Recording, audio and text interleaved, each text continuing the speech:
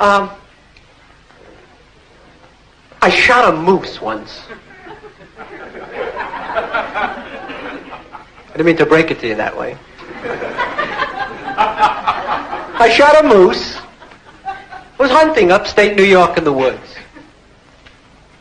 I tied the moose onto the fender of my car, and I drove back home. But I didn't realize that the bullet had not penetrated the moose, but had just creased its scalp, knocking it unconscious. I'm driving home along the highway, and I'm going through a tunnel. The moose woke up. So I'm driving with a live moose on my fender. The moose is signaling for a turn. And there's a law in New York State against driving with a conscious moose Tuesdays, Thursdays, and Saturdays. All right, I don't know what to do. I'm panicky. I realize some friends of mine are having a costume party. I'll go with the moose. I'll ditch him at the party. It wouldn't be my responsibility. So I drive to the party. I go up to the front door. The moose is next to me. I knock on the front door. The host comes to the door. I say, hello. You know the Solomons.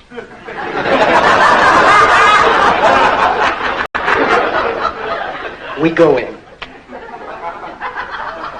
The moose starts to mingle. Goes to the buffet table. Some guy tries to sell him insurance. The moose is doing great, meanwhile, you know. He scored. 12 o'clock comes. They judge who's got the best costume of the night. First prize goes to the Berkowitzes. A married couple dressed in a moose suit.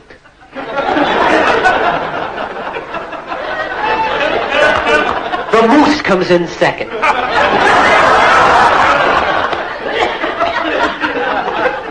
The moose is furious. He and the Berkowitzes lock antlers in the living room. They knock each other unconscious. Now I figure I'll get rid of them for good. I pile them on the fender and speed up to the woods. But I got the Berkowitzes.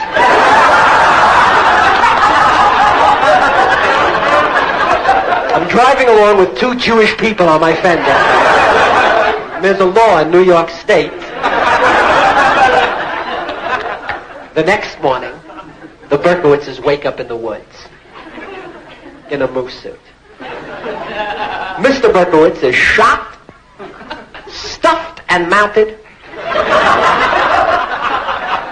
at the New York City Golf Club. And the joke is on them because they don't allow Jews.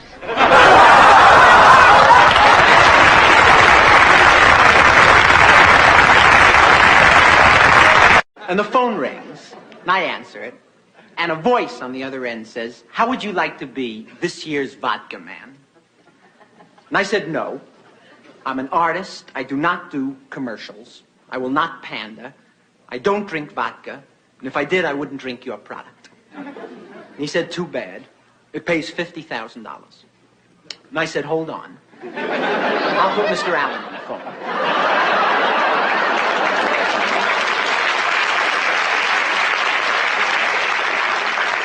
And I was caught here in an ethical crisis. And, should I advertise a product that I don't actually use is the problem. Because I am not a drinker. My body will not tolerate spirits of any sort. I had 2 martinis New Year's Eve, and I tried to hijack an elevator and fly it to Cuba. And in the past, whenever I had any sort of crisis at all, I used to consult with my analyst. This is public knowledge. I was in analysis for years because I've emotional problems that I had. I suffered from the delusion that I was short and thin. And I was in a strict Freudian analysis for a long time. And my analyst died 2 years ago, and I never realized it, And now, whenever I have any sort of upset, I always consult with my spiritual counselor, who in my case is my rabbi. And I called him up on the phone, And I laid the proposition on him. And he said, don't do it, because it's illegal and immoral and unethical to advertise a product you don't actually use for the money. And I said, okay, and I passed up the ad. And I must say it took great courage, because I needed the money. I was writing at that time. I needed to be freed creatively. I was working on a non-fiction version of the Warren Report. I just passed the ad up. I was really cavalier. And a month later, I'm leafing through Life magazine. I see a photograph of Monique Van Vuren in a slim bikini bathing suit. And she's on the beach in Jamaica. And there, next to her, with a cool vodka in his hand, is my rabbi.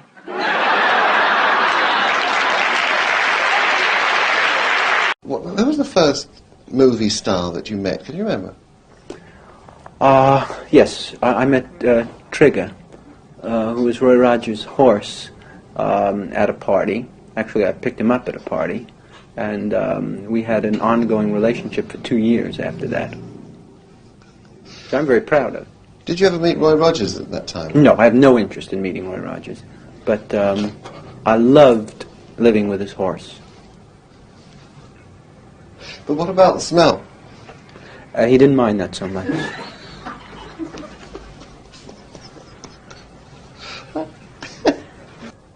Do you go to the cinema very much yourself? No. Well, in that case, have you a favourite film? Yes, many. Can you give us one of them? Yes, but none that I've seen. Are you liable to do any more television spectaculars? No, not likely. I've sworn off television. Why is that? Because it brings me into too many homes. And I have trouble getting out of some of them. Do you prefer working on location or in a studio? I like to work on sets. Everything in all my movies have been all filmed on sets. Even Bananas? Yes. We rebuilt Puerto Rico in a studio in New York. Is that wouldn't that be more expensive than actually going to Puerto Rico? Puerto Rico, it was not so expensive building Puerto Rico, but constructing the Puerto Ricans was a fortune. You used an actual prison in that instance? We used actual prisoners, but not an actual prison. That was a fake prison, but real convicts. Those are actual murderers, which we get from casting. But the prison itself was a set. And do you employ professional people to work on your pictures? No, but not amateurs either. Who then? You know, different ones. And you must take my word for this. There is something seductive about me when I shoot crap. I'm at the gaming table and I'm dicing, and a very provocative woman comes up to me. She begins to size me up. And I take her up to my room for a drink. And I shut the door. And I remove my glasses. Show her no mercy. I unbutton my shirt. And she unbuttons her shirt.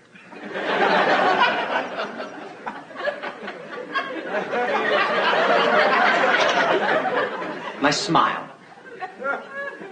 And she smiles. And I remove my jacket. And she removes her jacket. And I wink. And she winks. And I roll up my sleeves. And she rolls up her sleeves. And I realize I'm looking into a mirror.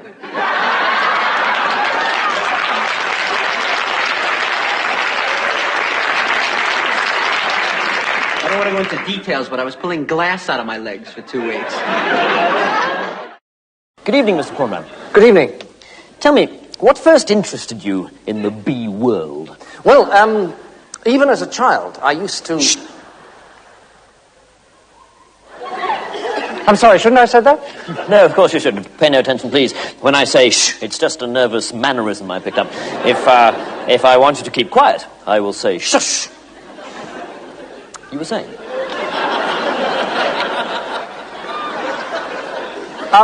Even as a child, I used to wander around.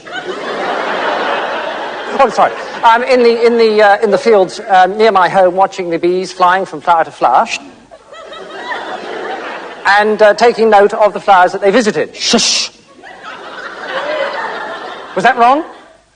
I'm so sorry. Did I say shush? I meant shh. I mean, nature really has produced a little masterpiece in the life... Quack! I'm so sorry. I'm afraid that's a reflex action, too. I squawk whenever someone mentions the word life. Quack! You see, even when I mention it myself. I should have told you. Please go on. While the worker bees fly from flower to flower, collecting the pollen. I see. Pollen. Pollen. I mean, that's the stupidest thing I've ever heard in my life. Whack! I mean, every time I say pollen or hive or life. Whack! I mean, how did you ever get the job of being an interviewer?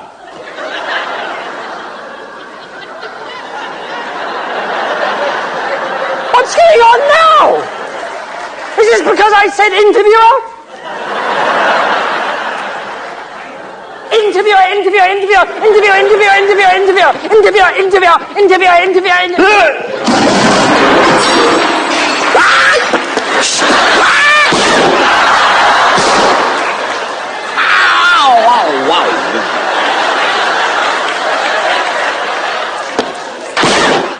I think you know why I'm here. I don't think I do. Tell him. Tell me what? Tell him what you told your mother last night. Come on. Sexual intercourse can often bring about pregnancy in the adult female. can often bring about pregnancy in the adult female, yes. Yes? Yes, well, I'd like an explanation if it's not too much trouble. An explanation of what? An explanation of how my son came to be using language like that in front of his mother. Well, I assume it's something that Michael's been learning in his biology classes, is that right? Yes. But this is something he's actually been taught in a classroom. I mean, what is going on here? Well, we're trying to teach your son. Oh, are you indeed? Trying to teach him what? How to embarrass his parents? How to smack himself with heroin? What? Would you rather that Michael didn't attend biology classes? Well, certainly I would, if those are the kind of lies I could expect to hear repeated at the dinner table. They're not lies, Mr. Smear. Oh, aren't they? Are they? What? Sexual intercourse can bring about pregnancy in the adult female? Well, that's quite true. True, my arse. Well, what would you rather we taught your son? That is respect, decency, standards. That's what you're here for. You're not here to poison my son with a lot of randy sex talk. Michael definitely is your son, is he? Well, certainly is my son. Well, then it's safe to assume that at some stage you and Mrs. Smear must have had sexual intercourse. Right, that's it. I had enough of this. I'm going to knock some sense into you myself. Mr. Smear, how can Michael be your son if you and Mrs. Smear have not had sexual intercourse? In the normal way. And what, in your opinion, is the normal way to have a son? Well, the normal way to have a son is to get married, buy a house, get properly settled in, furniture and so on, and just wait for a bit. Make sure you eat properly, 3 hot meals a day. 3 hot meals? Hot meals, yes. And at no stage did you or Mrs. Smear engage in any act of sexual intimacy? Yes. It's very hard for you to believe, isn't it? It's very hard for you to believe that there's still some of us who can bring a child into this world without recourse to cannabis and government handouts. Mira lo que es esta belleza, te lo pido. Es la perfección. Diosa. Como diosa. Diosa, divina. Ese neón le queda... Te estoy hablando de Leo, mi amor. ¿Cómo te voy a hablar de Anto así? Y porque es hermosa. Mira qué linda salió en esa foto. No la estoy viendo, Anto. ¿Cómo no la estás viendo? Está ahí. ¿No la ves? No veo a las mujeres de mis amigos, mi amor. Discúlpame. Amigos. ¿Cómo se te ocurre que estaba diciendo eso de Antonella? ¿Cómo se me va a ocurrir que me lo estás diciendo de Leo, gordo? Obvio que te lo estoy diciendo de Leo. No sé si obvio. ¿Alguna vez te comenté algo de la mujer de un amigo? No, pero él no es tu amigo. Jamás te comentaría algo de la mujer de un amigo. Pará de decir que es tu amigo. Tiene bigote, Antonella, para mí. Bueno. A Messi me refería. Mira lo que es ese cuerpo. Fuertísimo. Perdón. You won't be able to go down the hill on the bike if your fingers aren't in, right, are you? Where are we going? Where are we going? Down the hill. Where? Down the hill. Where? Down the hill. Where? Feet on the pedals, keep your hands on the handlebars and just look straight ahead. And tomorrow you'll be riding a two-wheeler. You ready? Here we go. Okay, doesn't matter. Never mind. It's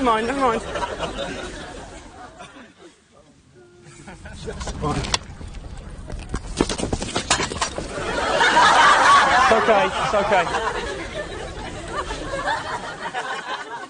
Okay, we're pedaling. Just look straight ahead. Relax, you're going to be fine. You're riding a bike. Here we go.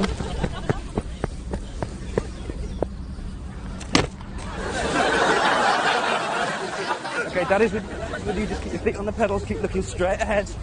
Keep looking. That's good.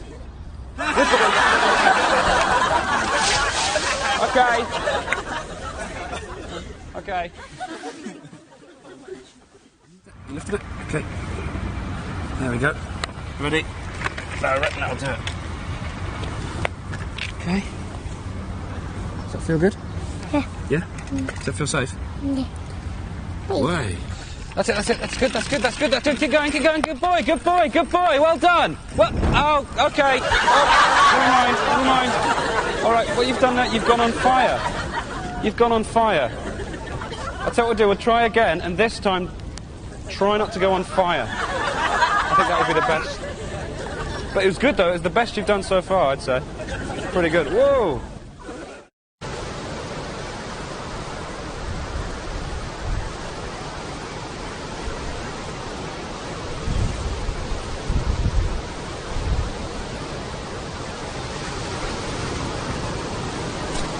Kurwa!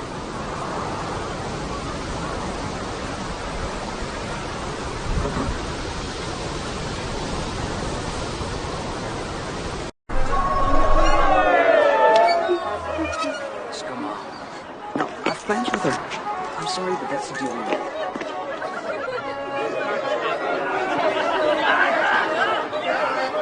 A little bit closer, a little bit to the left. Yes, need a beer, please. Okay, there we go. 3, 2, 1. Daddy. There's Mommy.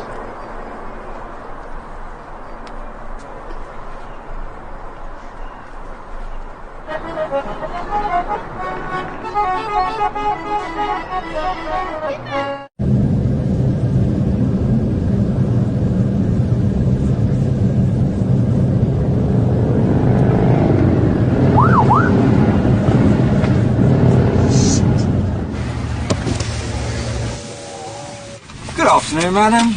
Yeah, I'm sorry, officer. Can I see your papers, please?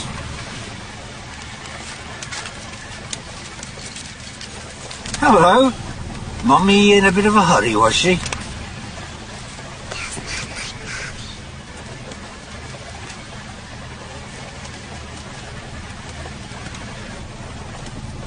Step out of the car, madam! Step out of the vehicle now! I shot a moose once. I didn't mean to break it to you that way. I shot a moose. Was hunting upstate New York in the woods. I tied the moose onto the fender of my car, and I drove back home. But I didn't realize that the bullet had not penetrated the moose, but it just creased its scalp, knocking it unconscious. I'm driving home along the highway, and I'm going through a tunnel. The moose woke up. So I'm driving with a live moose on my fender. And the moose is signaling for a turn. And there's a law in New York State against driving with a conscious moose Tuesdays, Thursdays, and Saturdays. All right, I don't know what to do. I'm panicky. I realize some friends of mine are having a costume party. I'll go with the moose. I'll ditch him at the party. It wouldn't be my responsibility. So I drive to the party. I go up to the front door. The moose is next to me. I knock on the front door. The host comes to the door. I say hello. You know the Solomons.